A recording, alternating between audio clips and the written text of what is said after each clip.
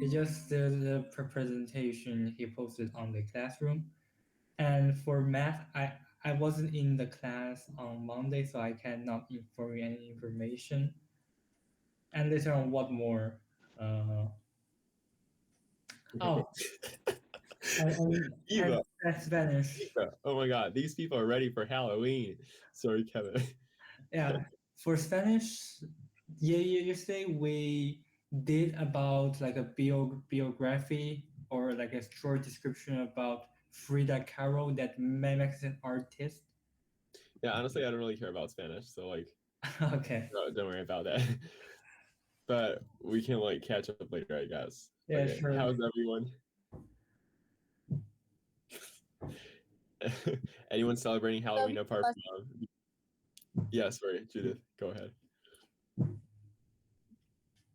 You wanted to say something, Judith, or? I love their costumes.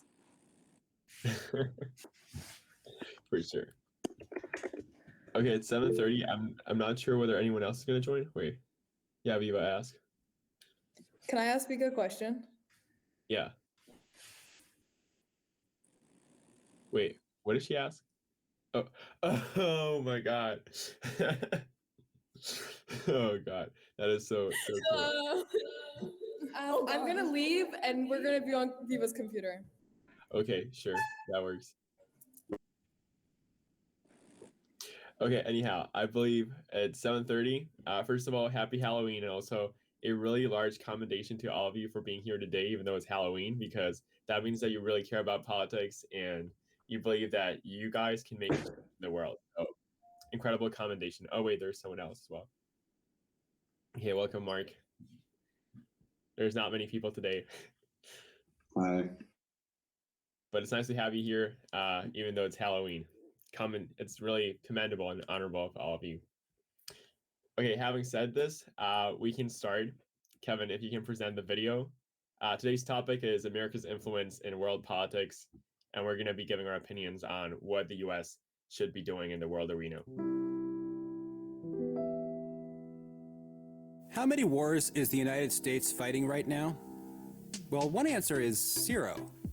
Under the Constitution, Congress must declare war, and the last countries Congress declared war on were Bulgaria, Romania, and Hungary, members of the Axis powers. That was in 1942. That's right. The United States has not declared war on any country since 1942. 8 decades, 0 wars. America must be one of the most peaceful countries on Earth. But as you know, that's not the reality. America is still fighting wars around the world that just doesn't want to call them wars. In recent years, the United States has been fighting in Afghanistan, Iraq, Libya, Pakistan, Somalia, Syria, and Yemen. 7 different countries, and those are just the ones the Pentagon officially acknowledges. The actual scope of American war-making is wider. Researchers at Brown University recently counted 14 countries in which U.S. troops were engaged in combat to fight terrorism. And then there are the forces the United States stations indefinitely overseas as part of a massive network of allies and partners. Take the Middle East. U.S. troops number around 13,000 in Kuwait, another 13,000 in Qatar, 7,000 in Bahrain, around 78,000 remain in Japan and South Korea, and that's not even getting to Germany, Djibouti, Cuba, Romania, and so on. In all, America stations about 200,000 service members overseas because it has committed them to protect by force about 1/3 of all the countries in the world. Where does that leave the other 2/3, home to most of humanity? The answer is on the receiving end. Over the last 20 years, the United States has dropped an average of 46 bombs and missiles on other countries each day. In 2016, Barack Obama's last year in office, the United States dropped upwards of 26,000 bombs on 7 countries. But not to worry, America's coercive power is not supposed to be for war. It's for military-led operations, police actions, or humanitarian interventions, bombings or surgical strikes. And of course, there's the inevitable collateral damage, a term the U.S. military created during the Vietnam War as a euphemism for dead, innocent people. At least America used to have a Department of War calling it what it was. But in 1949, the Department of Defense was born, and the American military began to pioneer a language of sterile obfuscation to describe the brutal realities of war. The problem goes well beyond language, of course. Over decades, America has perfected the art of isolating itself from the wars it wages. On TV, wars play out like simple dramas, us versus them, with no blood and no casualties unless perhaps they're inflicted by the enemy. Americans rarely see images of combat. To judge from most broadcasts, war involves firing missiles into the sky and admiring the beauty of our weapons, to quote one anchor. And the people America sends to war, they're increasingly separated from the rest of society. Since the draft ended in the 1970s, the government moved to an all-volunteer force, and it relies as much as possible on technology like drones that keep American casualties to a minimum. So the wars America conducts take place largely outside of public view. It was only when 4 U.S. soldiers were killed in Niger in 2017 that many Americans learned we had troops there in the first place. Although the system perpetuates itself like a self-licking ice cream cone, U.S. leaders have a theory of the case. Military dominance, they say, is supposed to achieve peace through strength. This theory guided American leaders in the 1990s after the Soviet Union fell, leaving the United States with undisputed power. During the Cold War, the United States built an apparatus of military alliances and bases to contain Soviet communism. Once the Soviet enemy had collapsed, America had an opportunity to scale back its military footprint, invest the gains at home, and let other countries manage their own affairs. But instead of pulling back, planners in the Pentagon vowed to maintain a predominant military position so great as to prevent any potential rival from even aspiring to a larger role in their own regions. No one would dare to take their own initiative, not even U.S. allies, who would stay subordinate to the United States. The result? Of all the times the United States has used armed force since 1946, roughly 80% of those interventions have taken place after 1991. That's right, the United States has used force more frequently after the Cold War than during it, and it's not even close. Despite the promise of peace through strength, peace has not come. Quite the contrary. Armed supremacy, assumed to ensure peace, has produced endless war. In the 1990s, the United States began to station tens of thousands of soldiers in the Middle East. Suddenly, it found a cavalcade of enemies in the region who resisted American aims. Take Afghanistan. After 9/11, the United States did not merely go after the terrorists responsible for the attack and punish their sponsors. Instead, America tried to transform Afghanistan. It set out to build a brand new Western-style centralized state, applying what was supposed to be overwhelming strength to impose peace. It soon became clear that, in the words of the Lieutenant General, who for 6 years was the White House's chief advisor on the war, and I quote, "We didn't know what we were doing." The United States tried to build Afghan security forces, only to find they couldn't do the job. The United States tried to build a thriving market economy, only to see the opium trade become the only thriving part of the Afghan economy. The United States tried to build a liberal democracy, but in doing so empowered warlords and fueled corruption. So the Taliban mounted an insurgency and made steady gains. Now it controls the country and enjoys its strongest position since the war began in 2001.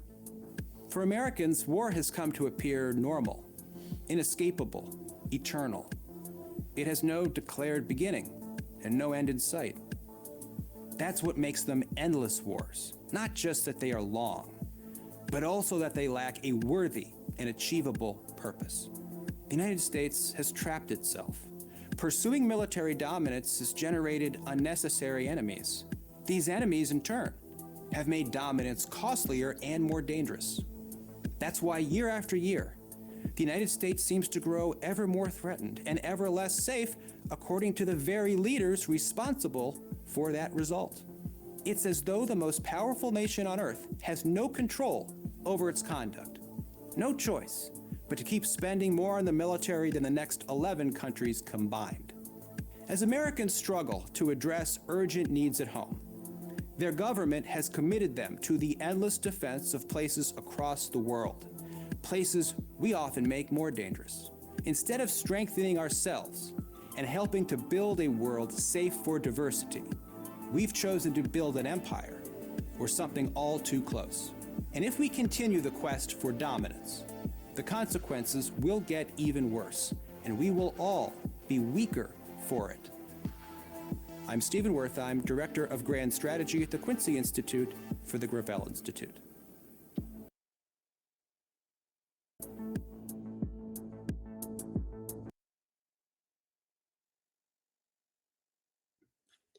Okay, now having watched the recap video, the floor is now open to receive opinions on the topic that we're discussing today, and we can answer the question, must the United States intervene in international affairs and conflicts so as to generate peace?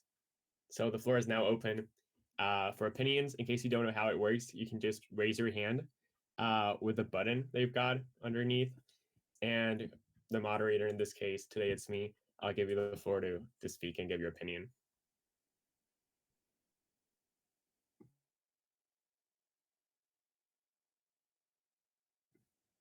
Any volunteers to start the conversation?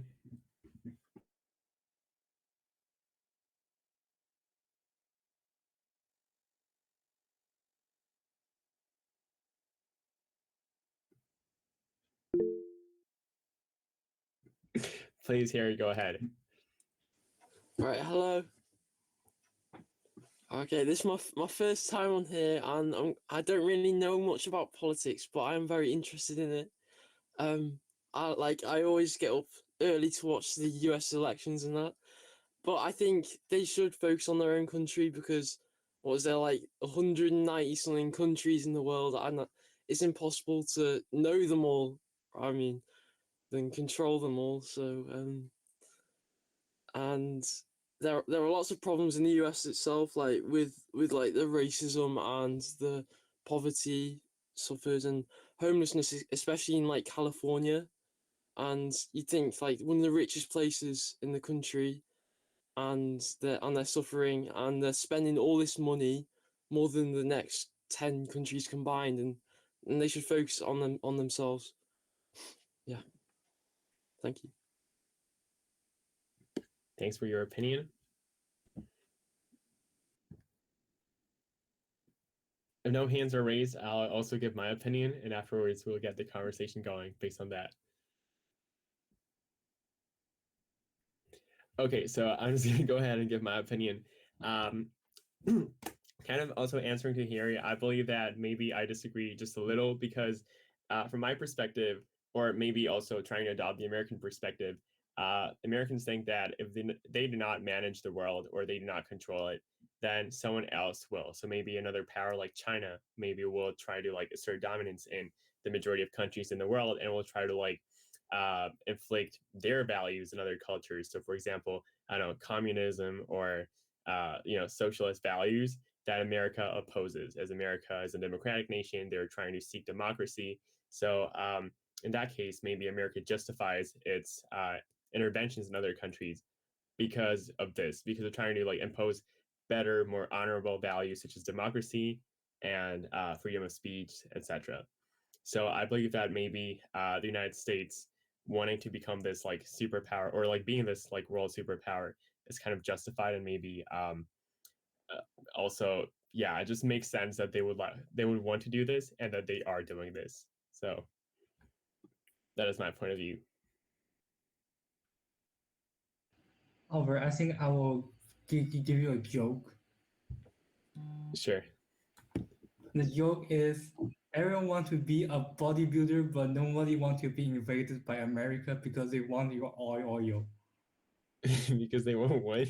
They want your oil, Oliver. Your oil, okay. Sure. I don't get the joke.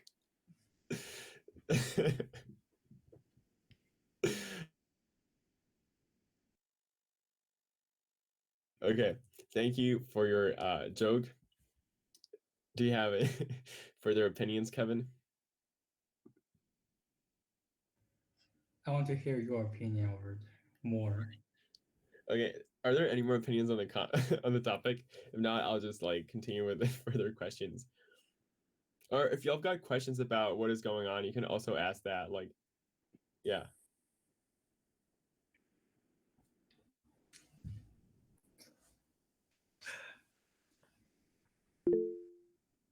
Yeah, Viva or Vika. I think it would be easier if we had like a specific question to answer, like we do some other times. Just because I'm not There like is. sure what I'm giving my opinion on.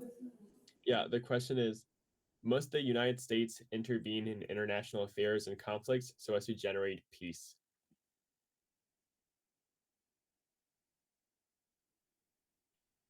Is there someone who wants to answer right next to you, Viva? Don't be afraid, third person. You can you can answer.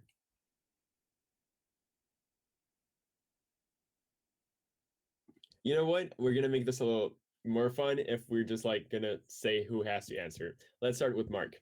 You gotta answer the question, give your opinion briefly in a minute, and everyone here is gonna speak because the majority of you are newbies. So this is how it works. Mark, you start with your opinion. So I just have to start. I don't have a choice. Yeah, exactly. Right. Okay. Okay. Right. So on the topic, on the question whether America should intervene, I agree with what Harry said before about how it's not really their place and they should focus more on their problems. But at the same time, I kind of agree with what Albert said because you're right, China would probably do it if not. But does that really justify it? That's the real question. Okay. Okay, next on the list is Kevin. I think the difference between America and China in the influence on other nations is that America has a toxic long distance relationship with its brain that intervene and use the democratic ideas to cover their brutal actions. That's not justifiable at all. You don't believe China does the exact same thing? I do. But America was worse.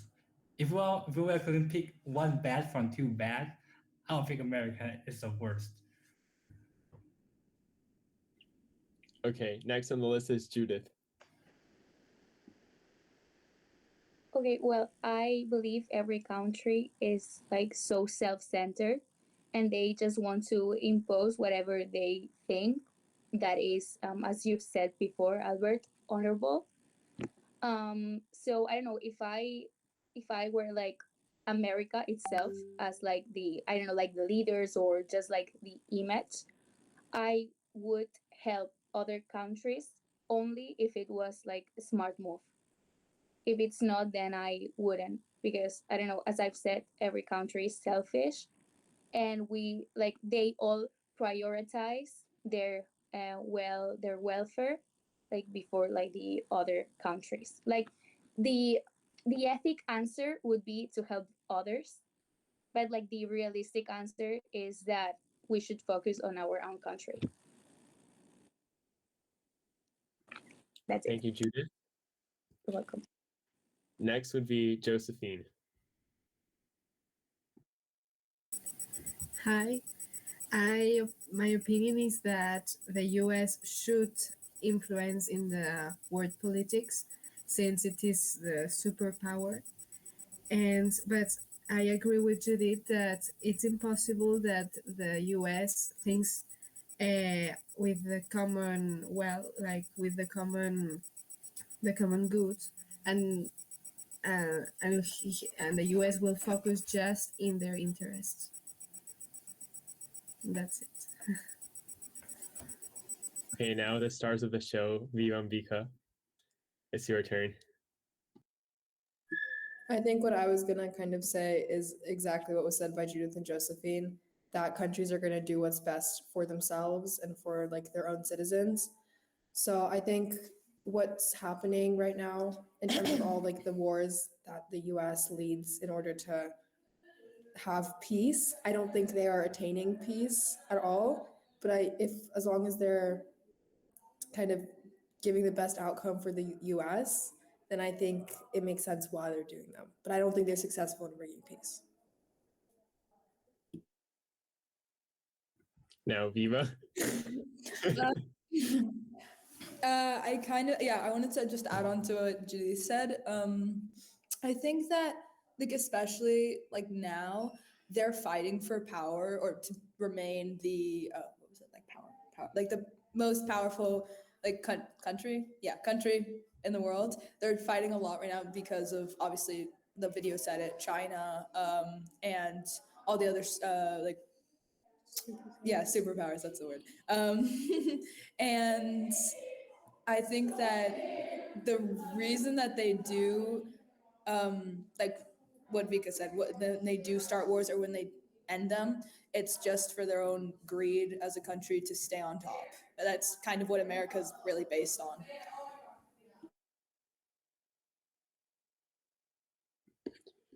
Okay, now, Hamza, do you have any opinions?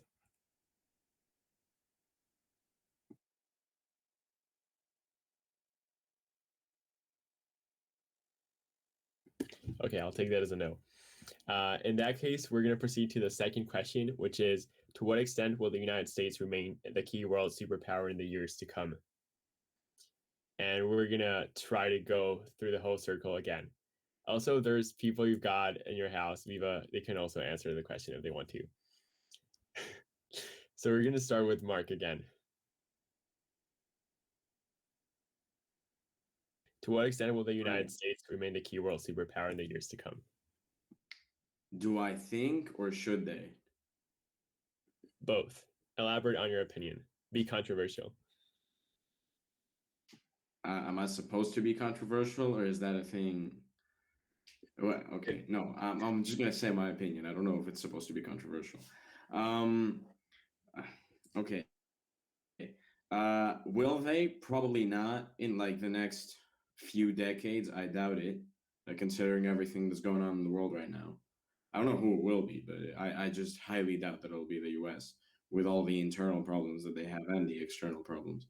And then should they? That's a good question, because I don't know if I prefer being communist China, but yeah, I really don't know what's the better option there.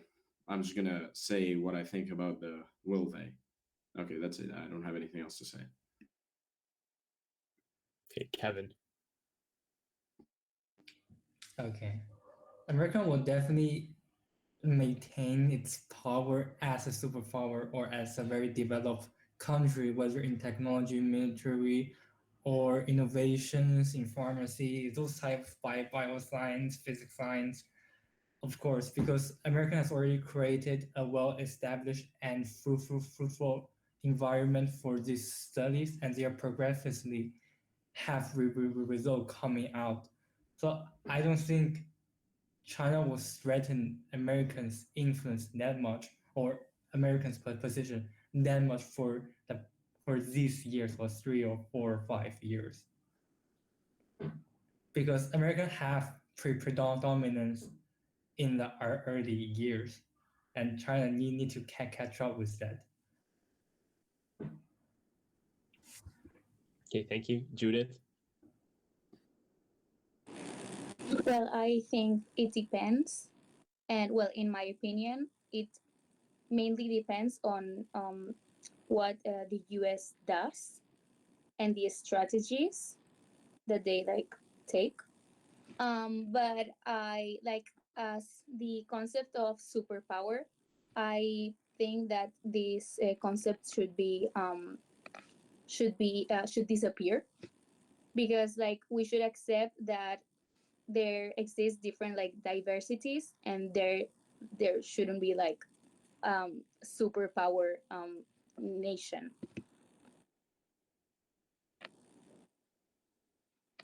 And that's it. Why don't you don't believe that countries should be more powerful than each other?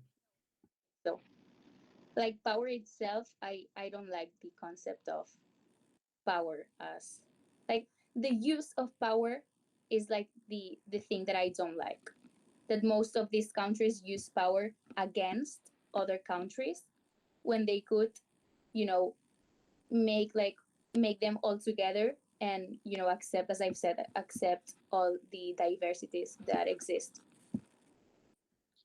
Don't you believe that it is inevitable that some countries will be more powerful than others based on the natural resources they possess, etc.?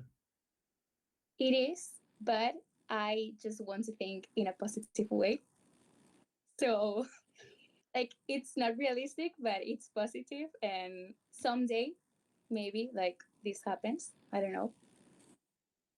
I hope so. Valid. Okay, next on the list is Harry. Hello. I think that the US will always be a superpower just because of the, like, not the power they have over other countries, but the power they have over people. Like every day I'll wear like American clothes, use an American phone, then play American video games. Like, I don't think any other country has that much power, except from like the countries that actually make things, because you don't see America making things. It's always from many like Asian countries and African, probably because they have more population. But, like, in that way, I don't think America will have the resources to like build things and potentially like and to like conquer new places, because their population's so much lower. And I think places like Africa, and as a continent, they have 2 billion people, and Asia, that they've got a lot more people. I think they'll always have that power over the United States. But then everybody like not likes not everyone likes the United States, but everyone likes something that the United States produces, and I think that's more important than the beliefs that people have of a country, because that means nothing. What you buy is what matters nowadays. Yeah, so I think they will be a superpower for a long time. Thanks. Next are Viva, Vika, and the third girl who appears in the camera. Okay, so I'd like to mention, so me and Vika were doing a little bit of research on the topic beforehand, and basically we wanted to just bring up the aspect of like propaganda, especially in the media.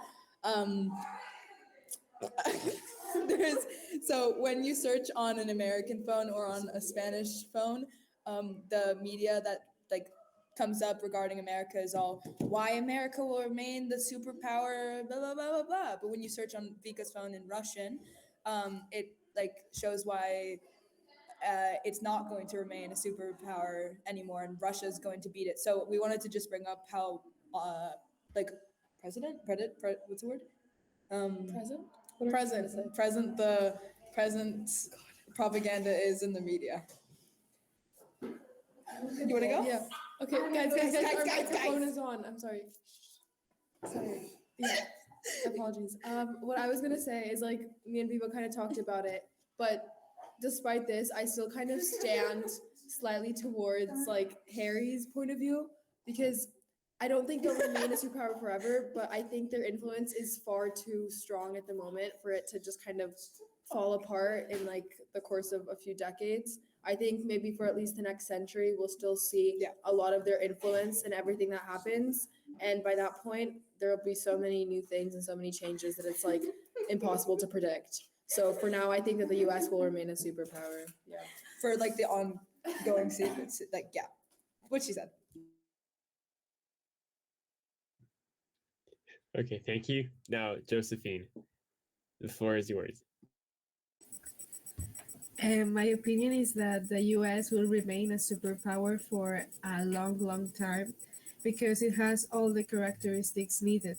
The large population, lot of land, natural resources, military expenditure, and also what Harry said, we are culturally invaded by American. For example, the common language we talk, it's in English, but normally is Americanized. And also, for example, today is Halloween, and we are celebrating it because it's a celebration from the United States. So I think that there are other countries they can start to they want to be more powerful than the US, but it's very difficult.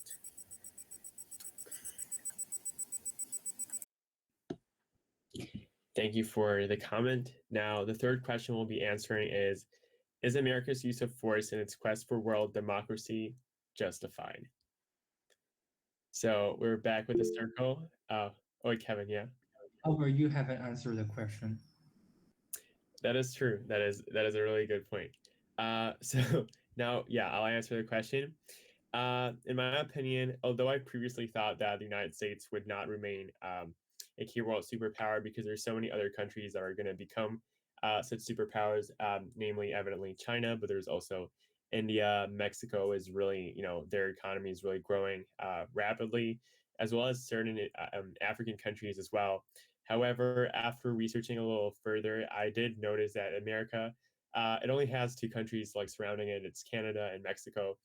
So they really have the strategic advantage that, for example, countries like China don't have. They have like 18 or 19 surrounding neighbors, other countries. And they really, although they can invest in their economy like domestically, they also have to invest a lot of money in safeguarding their borders from these other countries and like trying to have like successful diplomatic relations with these other countries, which is really hard to achieve.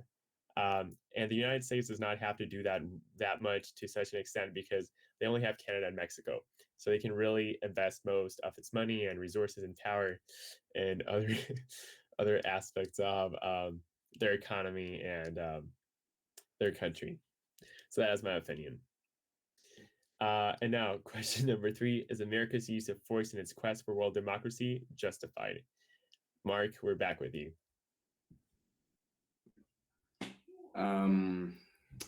Right. Great question. I'd say it's not completely justified, at least that's for sure, because they use a little too much force. But I mean, again, going back to what we said about China or any other conflicting superpower, it's kind of justified, but then I don't think that they necessarily have to use as much force as they do in order to achieve what they wish to achieve. Yeah, that's my opinion.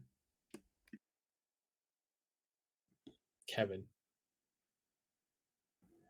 American being sucks, but who wouldn't want to be a suck? If I were in the position of America, I will foster my use of force to control even more resources. That's just the nature of geopolitics. Who's stronger wins the much resources. So I mean, more morally is not justifiable, but just standing on the viewpoint of American interest and American people, that is justifiable because everything is for the state and everything goes to the state. If I were American, I would be happy with that. Okay, now Judith.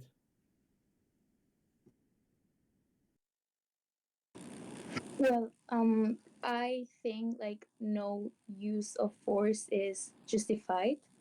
Like, whether it's good or bad, I don't think it's justified because in the end, if you use force, then you're validating the act of using force. So, like, if you validate this act, then it's seen for like from the rest of people as a good act or validate act. That's it. Thanks. Now, Harry. I don't think it's justified at all because I think with American and their quest for world democracy, I think it's quite glorified. Like all these fighters, they go out to all these places and they make them democratic and brilliant. But then when people refer to the past when it was the UK doing that to colonize everywhere, that was awful. And I think when we look back at it from the future, we'll say the same things about the US and some of the things that they do are quite horrific. And I don't think that's seen before, or just because like the people that represent America like all the athletes and the musicians, and like all the rich people like Bill Gates, Mark Zuckerberg, and then the singers like Taylor Swift and that they all represent the US, and that's what we think of, and they get away with what they do in the world just because they're lucky that they have talented people, and what they're trying to get is the world democracy, and that doesn't work in some cultures because I can't remember the word, but dictatorships. Lots of countries are like that, and I think they have to be like that, just because that's the way the culture works. And I think it's easy for us to say here like you should vote for whoever gets in power, but I think a lot of countries, especially developing countries, they need to be told the direction to go, and they can't always have these exciting options because they're not in the place economically to do that. And I think eventually they'll figure it out by themselves without the US having to come and intervene, because then they'll feel forced to change rather than fielding a natural change, which will happen eventually, and the US doesn't have to be involved. Thank you. Now, Vika and Viva. I think what was said by Harry was very reasonable. But I just wanted to kind of make it clear that there are scenarios in which I think that violence is justified, but this is definitely not one of them, because what the US is doing is they're promoting this peace and this democracy as like a very good thing, and they're straight up lying because what they're doing, and there's a lot of things that show that what they're doing is not actually having a good benefit on the countries in which it takes place. Guys, please. Okay. I'm sorry, this is really hard to focus today. Yeah, I think that's all I have to say. I wanted to, if I can quickly go, I want to just disagree with Vika a little bit. Like, obviously, I agree with the fact that some violence is justifiable and the fact that this isn't justifiable, but I do want to bring up, like, what Harry said, that the military, at least in, like, I know that the military, at least as, like, after high school, is a huge option for students in America, and it's very over, it's like, what's the word for when you make it like over? It's like over, it's not that good, but they make it seem way better. They make it, what's the word? Like, They like glorify it? that's it. They glorify it. And it's like, I used to live in America, so obviously I got it firsthand. Like, they have like sessions every single like month saying, when you grow up, you should join the military, and completely glorifying, when it's really just like for the, again, connecting back to what we said before, the greediness of the country. Like, you can die. Like, it's serious. It's not some like summer camp. And we just wanted to bring up that. Okay, thank you. Now, Josephine. I think that America should not use force to ward democracy. I think it's not justified. But it's true that if it is a superpower, it cannot, the US remain without doing nothing. They should do something. But it's true that they cannot be in the wars and try that one side wins because of their interest. I think they should focus on all the world, and if it's good for the world, and that's it. And the democracy, it's not being and yes, the democracy is not being who is strongest, it's who has who is the majority, what thinks the majority. So if they use the force, I think they are not respecting democracy. Thank you for your opinion. So, having heard all of the opinions so far, we've come to the conclusion that the major gap is between whether America has the right to implement change in other countries by using force. So now we're going to take a look at a specific example of America's influence in Afghanistan, which is a country where America has had a really dominating presence throughout the past years. So Count is gonna present a video on the topic, and we're gonna discuss that a little in bit. American history. After the terrorist attacks on September 11, 2001, America and its allies invaded the country. The Taliban, the hardline Islamist group that ruled over Afghanistan, had sheltered al-Qaeda and its leader, Osama bin Laden. Nearly 20 years later, the conflict has achieved very little. It's a country in ruin. The Taliban still controls much of it. And the war is showing no signs of slowing down. So levels of violence are enormous. In 2018, 25,000 people died in Afghanistan. So what has made America's war in Afghanistan unwinnable?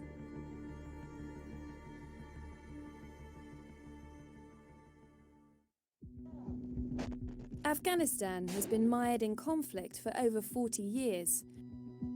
In 1979, the Soviet Union invaded the country to support the Afghan communist regime. In response, America funded Mujahideen rebels to fight the Soviet forces as part of an American proxy war.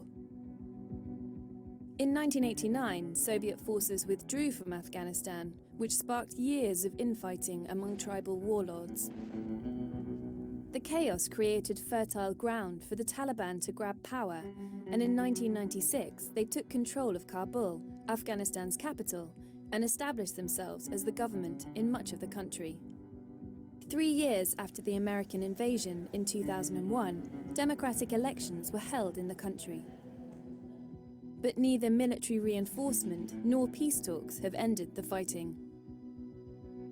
So every president in their own way has tried to win the war in Afghanistan. They've put troops in, they've taken troops out. None of them have really managed to fundamentally change the course of the war itself. My fellow citizens, events in Iraq have now reached the final days of decision.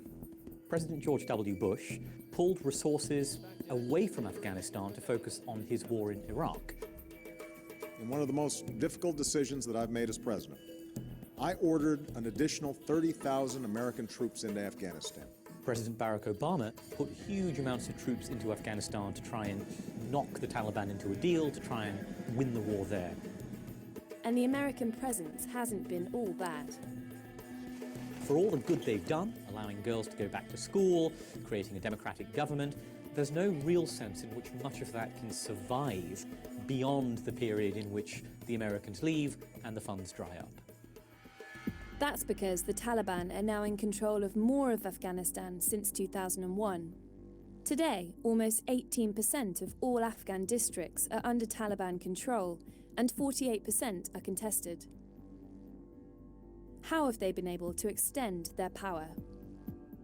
The Taliban don't have military might. They don't have warplanes or tanks or advanced equipment. What they do have is local legitimacy.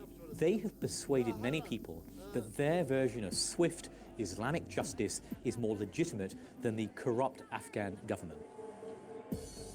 And they've been propped up by neighbouring Pakistan. Some people will say Pakistan, which helped form the Taliban in the early 1990s, was too committed to helping their Islamist allies survive. They sheltered the Taliban leadership in Pakistan. They gave arms and weapons to the Taliban to help them gain support in Afghanistan. There is also drug money. 90% of the world's heroin comes from Afghanistan, and this is a strong source of funding for the Taliban. Opium has been a big part of the war. It's been a part of the conflict economy. The profits help fund them, making the Taliban one of the wealthiest armed non-state groups in the world. Efforts to destroy the opium crop effectively destroyed the livelihoods of farmers and in some cases made them more sympathetic to the Taliban. And more hostile to the government the Americans installed after 2001. People will say that the West created an overly centralized, domineering state in Afghanistan run by an overly powerful president who didn't pay attention to the ethnic, tribal, social heterogeneity of the country. I think all of these were reasons, but I think it's also the case that no big counterinsurgency campaign with lots of troops has ever really worked in a society like Afghanistan in recent years. Is it time for America to leave? President Donald Trump has been trying to strike a deal with the Taliban to reduce the amount of American troops in Afghanistan. Donald Trump kicked off the most serious negotiations between America and the Taliban that have ever occurred, only to have decided to walk away at the last minute. As both parties were about to meet in September 2019, a Taliban attack killed an American soldier. Donald Trump doesn't want to go into his election with 14,000 troops in Afghanistan. If America is seen to be in a rush, the Taliban will simply count down the clock until everyone leaves and they can take over Afghanistan. If and when the Trump administration and the Taliban strike a deal, the worry is that Mr. Trump will quickly reduce troops in Afghanistan without securing lasting peace. What's absolutely important is that the Americans and the international community are patient and they encourage a power-sharing agreement in Afghanistan between the Afghans, between the Taliban, that isn't cobbled together in a few months. But does the Trump administration have the will to do it? If you enjoyed this film, you can find more Economist coverage on Afghanistan in the links below. To stay tuned.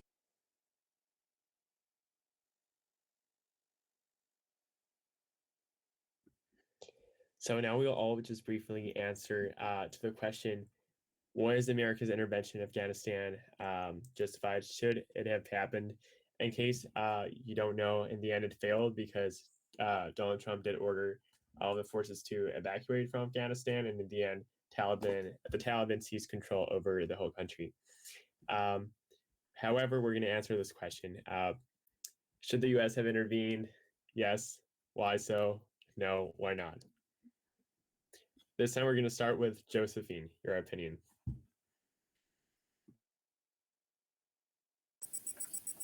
Hi, my opinion is that yes, the US should involve in world politics and always trying to make peace in the world. So they cannot pretend to win or pretend to be the US the best. They have to try that the world is the best possible, so they have to pretend peace.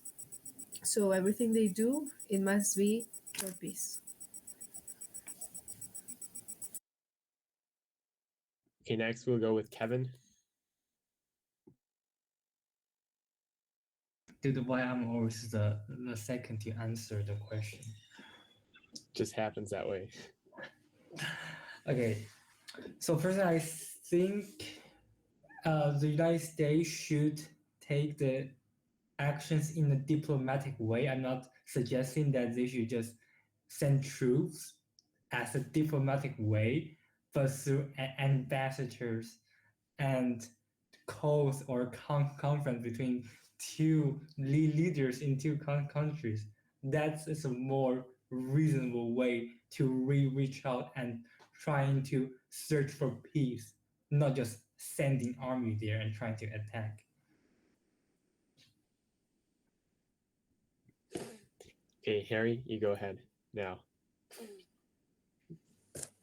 I think from what I know, I don't know much, but I think they first went into Afghanistan to compete with Russia because like when Russia failed, they were like, oh look, you can do it, but I can, and then they tried to do it, and obviously it went on for a very long time, but I think it's probably the right thing to leave it, because I can imagine the people there when there's like such a divide between a country, like on that map that video showed, like it was all over the country and there wasn't like a defined area where it was the Taliban, and I think even if they were to gain full control, say it was all Americanized, fully democratic everywhere, I think still a large majority of the population would still have those beliefs, those extremist beliefs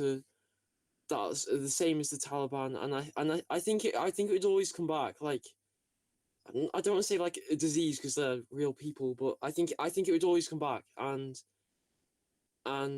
I think in the end it's a waste of money and resources, and it's a shame because of all the soldiers that lose their lives. Trying to change something that won't change because of the culture and the land, because there's so many hiding spots in Afghanistan that there'll always be people hiding, trying to think their beliefs are different to the American ways, and it would never fully work out. So I think they did the right thing in the end, unfortunately. Okay, thank you. Now, is Mark still here? Yeah, I'm here. Right. To the question, I'll answer first with essentially what Harry said, which is it was justified at the start because they wanted to compete with the Soviet Union, or Russia, sure. But obviously, I mean, I understand their motivations behind that. They didn't want Afghanistan to become communist. The more communists, the more enemies for America. And apart from that, I'd say that since then it could never be justified, mainly because they have no reason to participate in such a conflict all the way across the world, even if they're spreading their values or whatever. I think it's completely unjustified. Thank you. That's it. Okay, thank you, Mark. Now, Viva and Vika. Nikita would also like to speak on this one. Fuck off. Nikita language. So our first, 1 second. Okay, so we have a couple of points. We'd like to first like jump back all the way to back to 2001, like circa 9/11. Is that that's right? Yeah. We'd just like to say that in some cases it was justified, okay? But in other cases, sorry, 1 sec. Like when it wasn't provoked, then obviously it wasn't justified. In some the cases that we have are obviously 9/11 and counterterrorism, and yeah, Vika.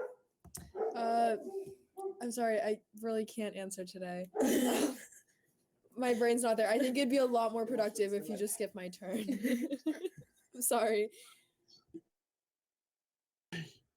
You're good. So I guess the last opinion that so has to be said out loud is mine, I guess. So I'm just gonna say that I believe that America's intervention was justified. Firstly, because evidently they were competing for power and dominance in many different countries with the Soviet Union. So yeah, evidently it was justified that America would want to also have supporters in the world. But I would also say that their further intervention in the country was justified because even though yeah, evidently different countries have different cultures, and some cultures inevitably will have dictatorships governing them. I believe Afghanistan was not the Taliban does not allow women to go to schools or girls to really learn, etc. And I believe that those kind of values are just universal. They shouldn't only abide by one single culture. So in that case, I do believe that America's intervention and the fact that they try to make Afghanistan democratic and a subpar version of America was kind of justified. And I'm going to be a little controversial here, but I do believe the failure in them doing so was because of Donald Trump. But yeah, it was Donald Trump who did get rid of the troops. And after he did that, the country kind of collapsed. So that is my personal opinion on the topic. Do y'all agree or disagree? You can answer. American stock offer. What? American stock. Do you if y'all disagree with my opinion, you can counterattack me.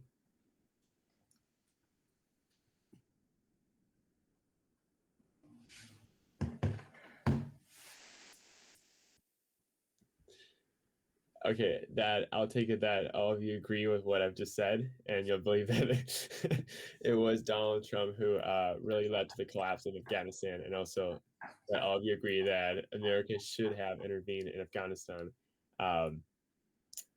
Here you disagree? I guess they could go back if they get a plane there quick enough. What? Sorry. So do you think they should go back and try again? I think they try to go back. The Taliban is probably gonna launch bombs at them. I think it's probably not gonna not gonna work. Do you think it'll ever happen in the future?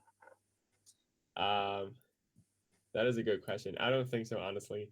I think that's Afghanistan is a lost deal for America, and the United States will just always be sad about it whenever the topic is raised. Do you believe America will try to like regain power over it in the future? I think they've got too bad memories of that place. I think they'll probably attack somewhere else, and then they'll forget about Afghanistan. And then eventually they'll go back. It'll be like a never-ending circle, unfortunately. I think that has gone on for the past like 100 years. It seems like they're always deciding somewhere else to put their focus on. Never works. I think that's the case. America got sabotaged in the Vietnam War. People and the army got ambushed in the trees and the forest that lived in bad memories and never came back or comes back in the future. That was same happens on Afghanistan. Also in the Korean War as well, Americans' intervention that got defeated by the United North Korean and Chinese troops that never tried to come back as well. They will search another place for rich oil. Perhaps that will be another bodybuilder that insert oil in his arm. Sure. I was like, given that. Okay, sorry, wait, hold on. Let me restart. Given the fact that it's 8:25 at the moment, we're just gonna go through the room and just give our final thoughts on the matter, maybe just one sentence, and after that, it's gonna be a wrap up. So, Josephine, you're the first one. Final thought on the topic. The U.S. should influence in world politics. As I said before, just to make the world a better place, just to promote peace. And of course they should, because they are a superpower, so they are the only country that they have the power to change things. There are others that also can do it, but they are the most powerful, so they have the power. For example, in Spain we cannot do that. And in my opinion, there are things that they have done bad, because they put their interest in front of the true things. But if they pursue peace, they will do good. They will do great. Thank you. Thank you, Josephine. Next on the list are Viva and Vika. Final thoughts, about one sentence long.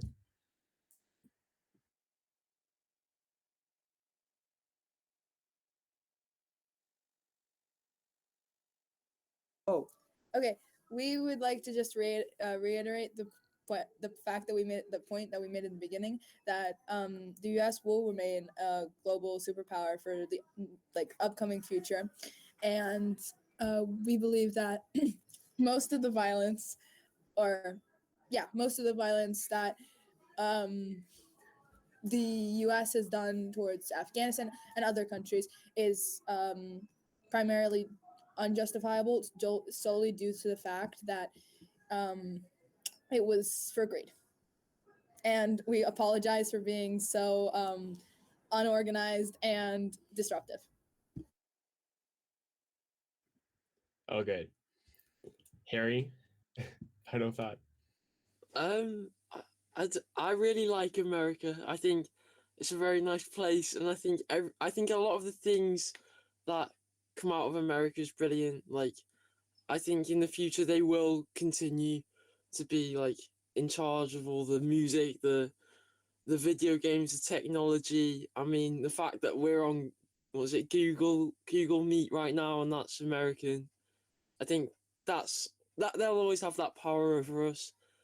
But I think they should leave the rest of the world alone for now, because I think if they start getting too greedy, taking too much, they'll eventually venture into their opponent's lands. That like say two countries are in an operation and like they meet Russia or China secretly and then they start shooting at each other. That could start a world war. So I think let's just leave it because of that. And yeah, thank you for having me here because I've really enjoyed it. So yeah. Thank you, Harry. And Kevin, final thought. Americans have more oil than hens tomato sauce in their storage or warehouse. So probably Americans should live along other nations and give them sovereignty as they desired. And it's sad to see how people are highly influenced by America that trusted in the propaganda so much, even without getting any paid or effort. They try to wash white Americans' guilt and war crime. That's not okay. And that's my remark. Okay, thank you for your opinion, Mark. Didn't I already give my opinion? Did you get your final thought? Well, final thought, just like one sentence. Just to summarize everything I said, right? Basically, no, America is not justified to take over half the world. Then America was not justified going into Afghanistan after the communist part. And what else? They are justified, kind of, that they are even trying to do this because they, don't want the world to become communist. That's something that they very much oppose, and that's what they're trying to prevent from happening. But I mean, I think obviously we can't do anything about it because then we'd have to stop China from doing it as well, and then we have to stop Russia from doing it as well, and then whatever other country starts doing it, we have to stop them from doing it as well. So it would be a difficult process. But I would say that we can definitely denounce the actions made by America, despite the good intentions behind them. That's it, yeah. Okay, thank you, Mark. Having said that, I believe that it's a wrap up. I believe that's a wrap because my opinion is generally that the interventions were justified because nice flag there, Harry. Because America does have this role, and as Josephine already said, is the only country in the world who can actually really influence so many countries with such a high stake in every single one of them. So that is my opinion, and I believe. Well, thanks everyone for attending today, even though it was Halloween. And this is a wrap. So thank you, and see you Thursday for the guest speaker session. It's going to be happening at 6 till 7 p.m. Central European time. So save the date, and we'll be seeing you there. Bye, everyone. Yeah, bye, everyone. Happy Bye. Nice to meet you all. Like the days of All Saints for tomorrow as a public holiday in Wales. Oh God.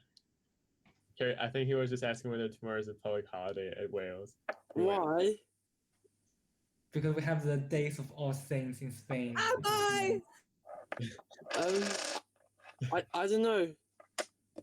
It's nice to see you again, Kevin and Albert. Yeah. We'll see you again, Harry. Yeah. So. Okay. Bye. See y'all. Bye. Bye.